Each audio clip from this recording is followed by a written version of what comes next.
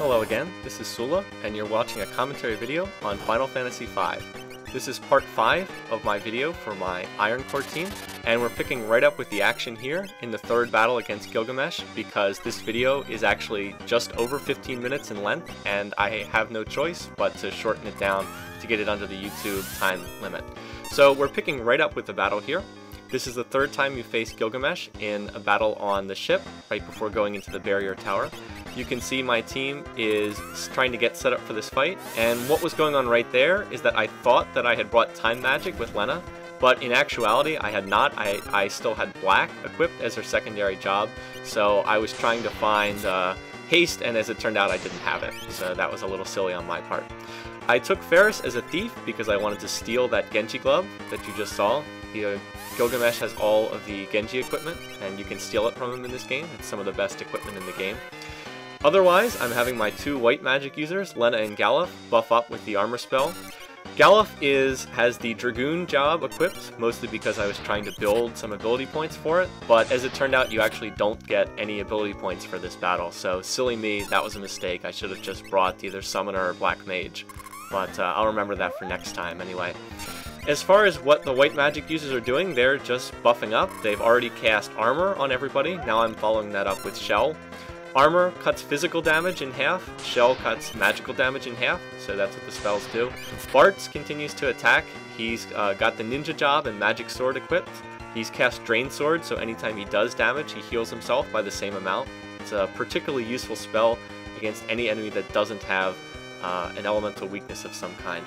After you damage Gilgamesh a bit, his buddy Enkidu shows up, and this is pre-programmed, so it really doesn't matter how much damage you do to Gilgamesh right off the bat.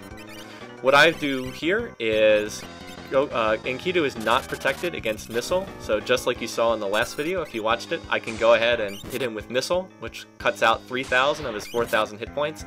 Then Bart attacks, and, well, bye-bye, that's it for Enkidu, so that was easy. I've just about finished up healing everybody with armor and shell, so I'll be able to switch over to the attack full time. See, Gilgamesh's missile spell just failed completely, probably because I had shell status on whoever he was casting, and that meant it was less likely to work. Not that it really would have mattered if it had worked. But now Galuf can start jumping. Dragoon job, not too great in terms of damage per second, but it does do decent damage. Lena kicks in with some bio spells. That's the most powerful black magic spell at this point in time. Bartz continues to attack with his Drain Sword, so I don't even have to worry about healing him. He'll just heal himself for about 800 or 900 damage every time he attacks. Ferris is attacking with the Dancing Dagger, so she is pulling out all different sorts of attacks. Sometimes you get something like Mystery Waltz, as you see there. That steals magic points, so it's pretty much useless for this battle. Other times you can get Jitterbug Duet, which is a drain spell, it heals you. Tempting Tango, which confuses the enemy, not something that will work on a boss like Gilgamesh. And once in a while you'll get Sword Dance, which will do enormous damage, but I don't think that Ferris pulled that in this fight, so you'll have to see it later. Anyway, not too much to say here. We just keep attacking, and eventually Gilgamesh runs out of hit points and goes down. You can see he's not endangering me in any way at this point in time. And then he has the little dialogue, but this battle's over. Now, a funny thing happened after this battle was over. I went into the barrier tower, and I faced an enemy called the Red Dragon in a battle that was inside a treasure chest, and much to my surprise, the Red Dragon hit me with an attack called Atomic Ray that does fire element damage to everybody. Hit the party with Atomic Ray, and then before I could heal, it hit me again with Atomic Ray, and party wiped everybody. That was it. I got the game over screen, and so that was it. My only option, according to the rules of this challenge, were to go back to the beginning and start all over again from the beginning. So that's exactly what I did. And you're seeing my replacement party here. There's actually no way to change the name of your characters in-game, so if you look and see the name is Bartz V, that means that this is an entirely new team that's played all the way through the game right up to this point again. So I video recorded myself playing the Red Dragon the second time here. I was taking the battle very defensively, being prepared to heal up with White Wind, and I have double white magic on Lena and Galuf. But sadly, the Red Dragon didn't even use Atomic Ray the second time, and Bartz cuts him down with some Ice 2 sword. So a bit of a disappointment, but I did make it back here, and I did manage to overcome this battle. So second time, turned out to be the charm, but yeah, I did have to play through the entire game to make it back to this point. Okay, we're moving on to Atmos, who is again one of the most famous bosses in this game and has some of the most interesting AI patterns. He will cast comet spells repeatedly as long as all 4 characters on your team are alive. His idea is to kill somebody, and then he will start dragging them into his mouth, and eventually he'll suck up the character, and then he'll go back to casting Comet again until everyone on your team is dead. This is a nearly impossible battle for a solo variant because he'll suck up all the characters and then immediately start casting all these Comet spells, and it's just way too much damage to survive normally. What I did here was put Atmos to sleep with Galuf's sleep spell. It is the one weakness that Atmos has. He can be put to sleep. And now, as long as I don't hit him with any kind of physical attack, Atmos will never wake up. He'll just stay asleep permanently. So what you see me doing here now is each character is casting different attack spells. There, Ferris cuts the boss's level in half with a blue magic spell called Dark Shock, and we'll see why that's important a little bit later on. Lena continues to haste up people.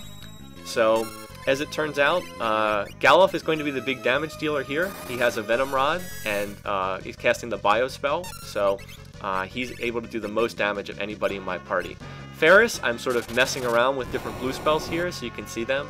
Emission is a fire-based spell, pretty similar to Fire 2, does about the same amount of damage.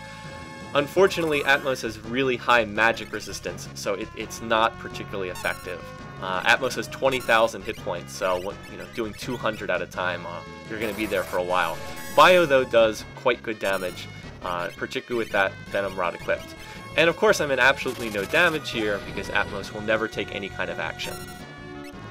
You see me trying to use Arrow 2, but Arrow 2 is not that powerful of a spell. I don't have anything that boosts air element damage, and Ferris has a lot lower magic power, being a monk, than Galuf does as a black mage, so that's why it's a lot less effective. But I continue to bang out these bio spells for the moment.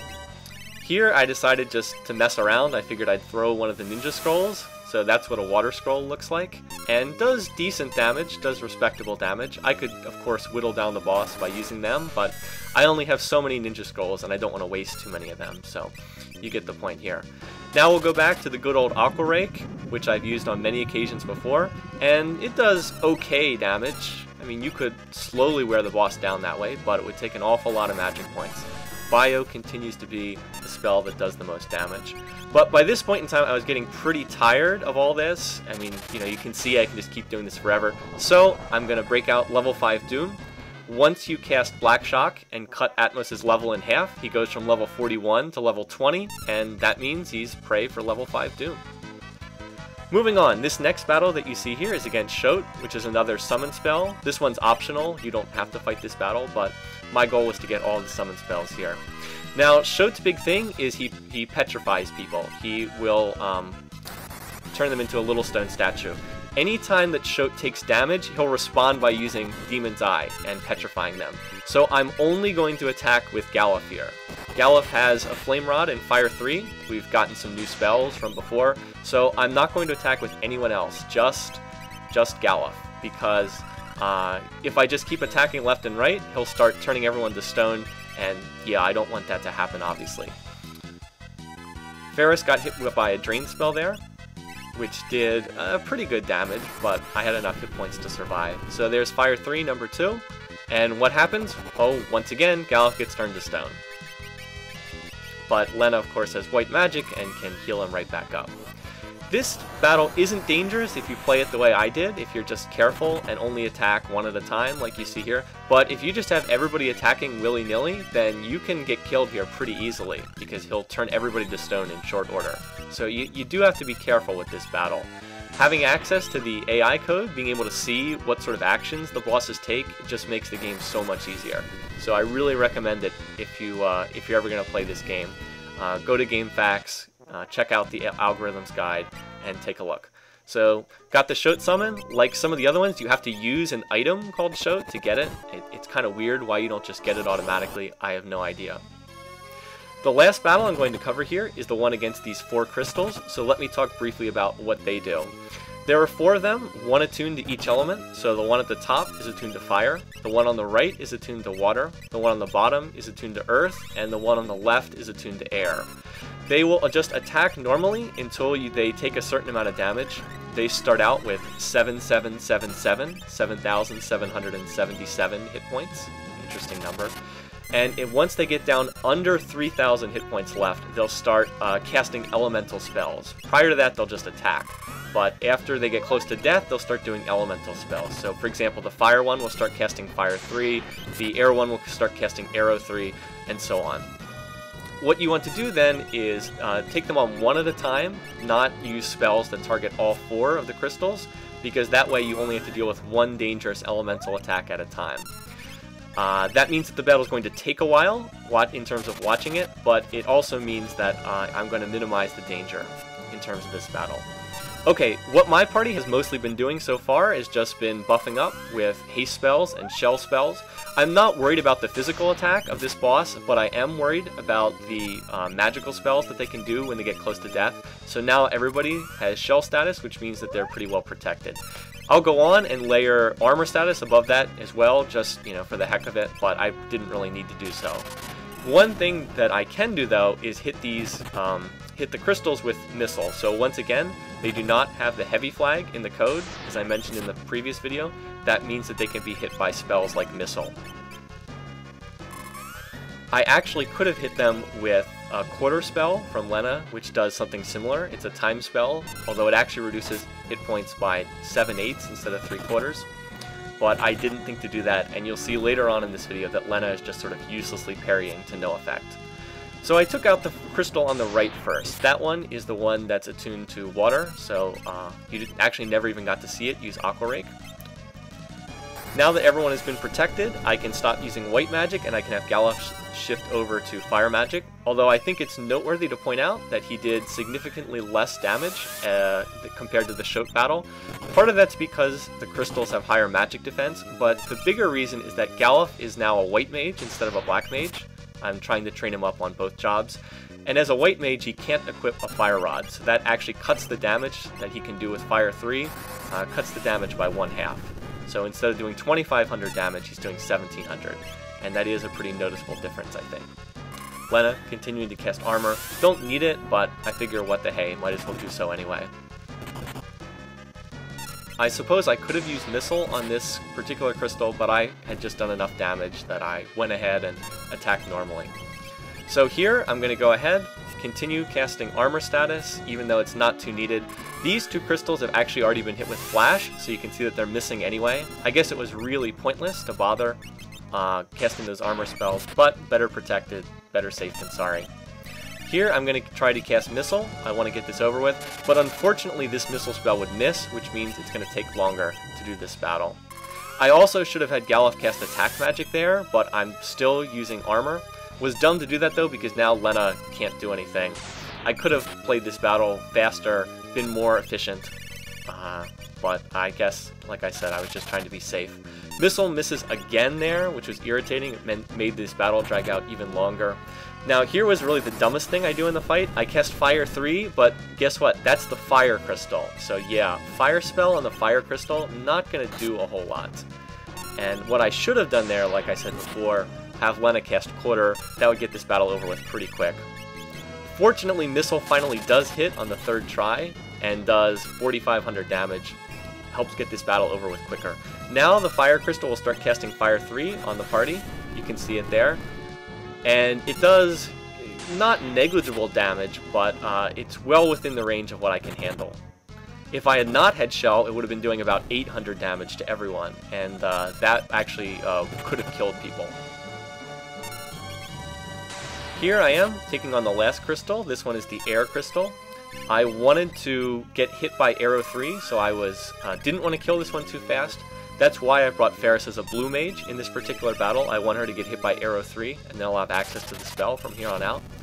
The blue magic concept is a fun one in this game, the whole notion of getting hit by spells so you can use them. Anyway, there you see it in progress.